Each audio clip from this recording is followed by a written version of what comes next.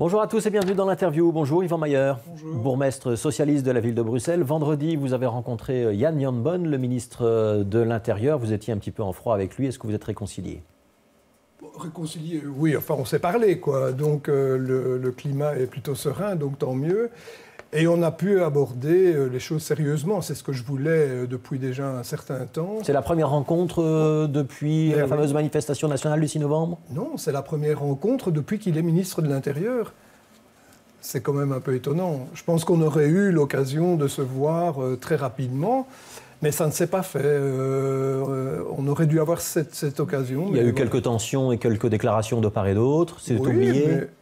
Oui, bon, non, chacun maintient son point de vue politique, évidemment. On a commencé comme ça en disant, bon, voilà, le PS et la NVA ne sont pas franchement amis, mais c'est pas grave. On doit gérer les choses dans l'intérêt des gens. Le ministre de l'Intérieur doit pouvoir aider les Bruxellois que je suis venu représenter. Je suis venu défendre Bruxelles et les Bruxellois. Nous avons besoin de moyens complémentaires pour la sécurité. Nous avons besoin d'outils complémentaires pour la sécurité. On assume beaucoup de choses à la place du fédéral.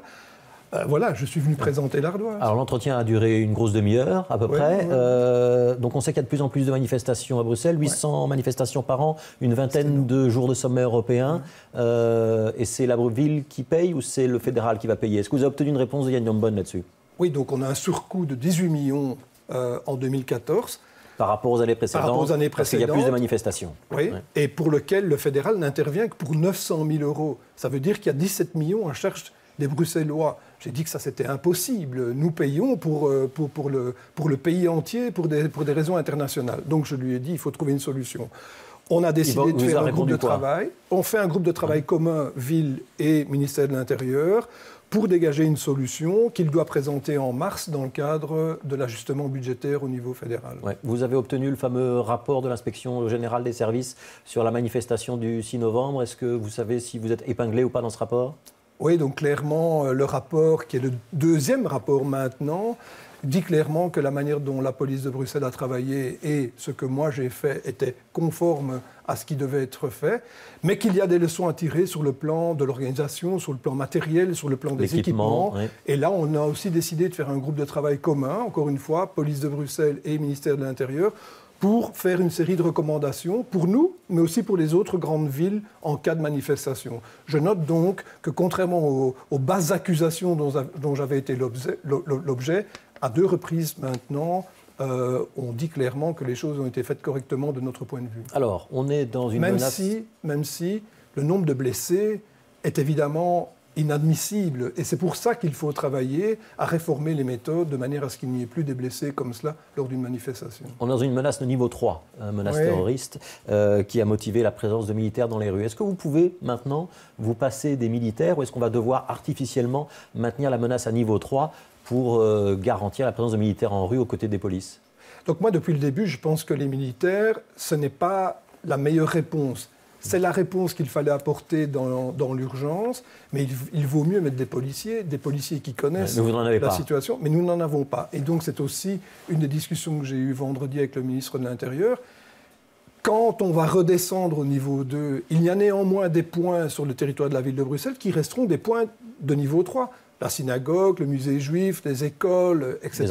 Les ambassades pour lesquelles il faudra... Donc là, il faudra laisser des militaires? C'est ça que vous êtes en train de nous dire? Moi, je souhaite des policiers. Et donc, j'ai demandé qu'on nous donne des moyens pour avoir des policiers qui sont mieux à même de répondre en cas de menace sur ces postes fixes. Ce sont des budgets et des hommes. Ce que vous êtes en train de nous dire, c'est que la zone de police est sous-financée?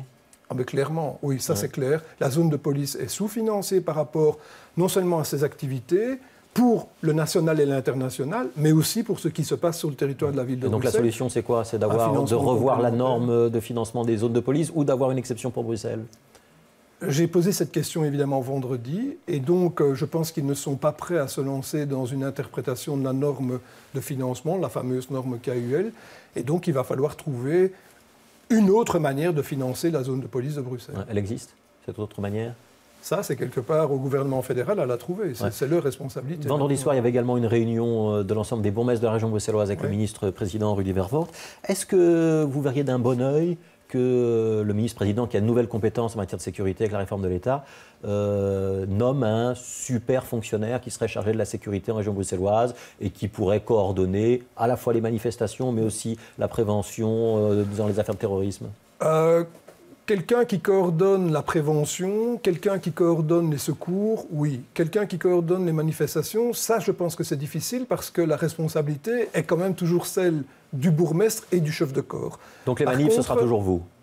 Moi, je ne souhaite pas que les manifestations soient prises par le ministre-président, ou alors il endosse toute la responsabilité aussi. Mais alors on est dans une autre logique, c'est celle du préfet, comme en France, et ce n'est pas souhaitable. Boris Diliès, membre du mouvement réformateur, a dit que c'était la bonne solution, le préfet à la française. Oui, ça c'est son point de vue, ce n'est pas du tout le mien. Je pense qu'il vaut mieux une police qui comprenne sa population, qui fasse attention au fonctionnement cohérent des manifestations par rapport à la vie courante, par rapport aux citoyens. Et je pense que quelqu'un qui décide d'un étage très éthéré et qui est là uniquement pour maintenir l'ordre, ne tiendra pas compte de la réalité de vie des Bruxellois. Et donc, il ne faut pas cette option-là. Ouais, et par contre, la prévention du radicalisme, la coordination ça, je pense qu'il faut de la ça, on peut faire des actions régionales? Oui, je pense, parce que nous ne sommes pas tous logés à la même enseigne, nous n'avons pas tous les mêmes moyens, et donc qu'il y ait une coordination, ça me paraît souhaitable. Alors, je voudrais vous parler un instant du survol de Bruxelles. Travaux annoncés au printemps à l'aéroport de Bruxelles sur plusieurs pistes. Ça veut dire que c'est le retour des nuisances pour les Bruxellois? C'est une catastrophe. Ça veut dire que beaucoup d'avions, et voyez la période, c'est d'avril à septembre ou octobre, donc on est vraiment dans le rush des vacances, et tout ça va passer au-dessus de la ville de Bruxelles, depuis Neder-Overbeken, Laken, le centre-ville, et puis ça va redescendre sur le sud de Bruxelles. C'est totalement inadmissible. Tout le trafic va être concentré sur le centre. Ce qu'on appelle la route du canal, notamment. Oui, mais enfin, elle est beaucoup plus large. Dans la semaine, j'ai vu passer des gros porteurs au-dessus de la Grand Place. Enfin, mais il faut bien les faire, ces travaux. Il faut bien les faire, ces travaux. Oui, mais je pense qu'il faut une solution peut-être plus structurelle et qu'on décide enfin de déplacer cet aéroport, qu'on trouve un autre endroit pour l'installer, qu'on prenne une mesure forte, définitive, qui soulage les Bruxellois, ou bien qu'on accepte que tout est dévié sur le rand, sur le ring, parce qu'enfin, c'était quand même ça, l'origine de l'implantation de l'aéroport là-bas. Les gens ont construit leur villa, leur maison, etc. Ils savaient où, ils savaient comment, ils savaient pourquoi. Ça, c'est une option politique possible, soit de déplacer l'aéroport, soit de renvoyer les avions vers la Flandre? Pas vers la Flandre, il y a le ring, c'est beaucoup plus large que la zone du canal, et je pense qu'on peut survoler cette zone sans que ça fasse de difficultés. Vous savez très bien que la région flamande va s'y opposer. Oui, mais... Donc je suis inquiet aussi de ce que j'entends la ministre des Transports se vanter de ne pas avoir pris de Bruxellois dans son cabinet pour ne pas influencer le dossier des avions. Enfin, je trouve ça insensé. Quel mépris pour Bruxelles, alors que c'est chez nous que se pose la majorité des problèmes. Donc je pense que la priorité, c'est de sauvegarder la capitale. Je sais qu'on a un mépris pour la capitale dans ce pays, mais il est peut-être temps de s'y intéresser autrement. Donc ça veut dire quoi? C'est-à-dire que la région bruxelloise doit percevoir les astreintes qu'elle a prévues, doit imposer les amendes aux compagnies aériennes et ériger un mur fictif au-dessus de son espace aérien? Mais en tout cas, moi j'ai demandé à la ministre Frémaux de pouvoir aussi disposer des sonomètres sur le territoire de Bruxelles, parce qu'effectivement, il faudra qu'on évalue la situation pour permettre d'agir le cas échéant. Alors, la grande zone piétonne au cœur de Bruxelles, elle s'appellera comment? Ça, je ne sais pas encore, mais l'ambition, c'est que ça ne s'appelle plus boulevard. Donc on fait une succession de places, et le nom, parler des places publiques plutôt que des boulevards, c'est évidemment marquer un changement radical dans la gestion de cette ville. C'est dire que la place est ouverte à la population. Donc on ne dira plus le boulevard Anspach ou le boulevard de Brucker. Voilà, je pense qu'il faut changer ça. Il faut parler de place. Oui, il faut garder les noms de Brucker, Anspach, etc. Mais il faut peut-être trouver une terminologie pour le piétonnier, pour le centre. Donc ce ne sera pas place, ce sera peut-être boulevard, ce sera peut-être autre chose. Non, pas boulevard. Ce ne sera pas boulevard. Peut-être place, il faut trouver... Vous lancez un concours? Oui, voilà. Bien. Résultat quand? Je ne sais pas, Hans Persons, mon échevine SPA de la participation qui gère ça. Est-ce que dans ce piétonnier, il y a toujours autant de parking qu'initialement, ou on laisse tomber celui du jeu de balle? Je pense qu'il y aura une réponse à cette question dans les prochaines semaines. Nous examinons tout ce qui est possible, mais il faut des parkings aussi. parce qu'il faut permettre aux gens... D'abord, on va supprimer beaucoup de parkings en surface avec ce piétonnier. Donc, il faut les remplacer. Et il faut permettre aux gens d'arriver en ville et d'abandonner leur voiture pour continuer à pied ou avec d'autres moyens de transport que sont les vélos, etc. Sur le jeu de balle, vous avez rencontré une forte opposition. Oui, la voiture est une réalité. Est-ce que c'est comme à Namur, quand on rencontre une forte opposition dans une consultation populaire, on voit le projet ou est-ce qu'on le maintient ? Non, ici, voilà, il y aura une réponse claire, précise, mais il faut trouver des solutions. Vous savez, je connais fort bien le quartier des Marolles. Oui. J'y ai vécu longtemps, j'y ai encore énormément d'attaches. Et donc, il y a beaucoup de difficultés dans les petites rues adjacentes que les gens ne connaissent pas, mais qui font partie des Marolles. Mais vous verrez, il y aura une réponse dans les prochaines semaines. Ouais, ça veut dire qu'ils doivent encore patienter quelques semaines pour avoir la réponse. De toute façon, il n'y a pas de danger. Pour l'instant, la situation est telle qu'elle est. Ouais, quand les échevins des 19 communes, ou 18 en tout cas, signent une pétition pour sauvegarder, ou une lettre ouverte pour sauvegarder le musée de fin de siècle, le bourgmestre de Bruxelles applaudit ? Moi, je soutiens ça.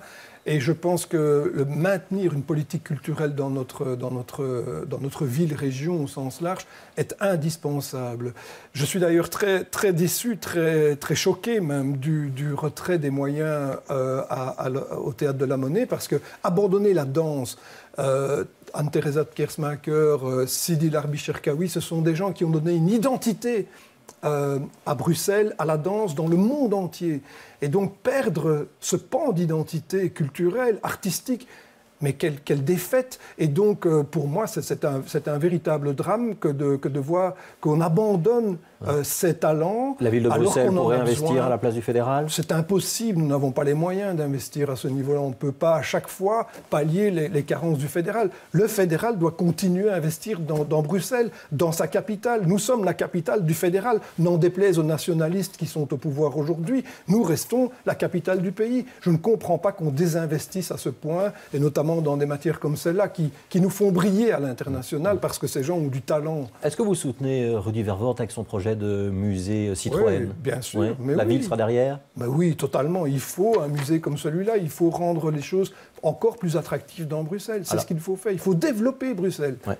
Il nous reste une minute. Est-ce que la réforme des allocations la réforme des allocations de chômage, dont on a beaucoup parlé, a eu un impact sur les finances de la ville et notamment du CPAS ou pas encore ?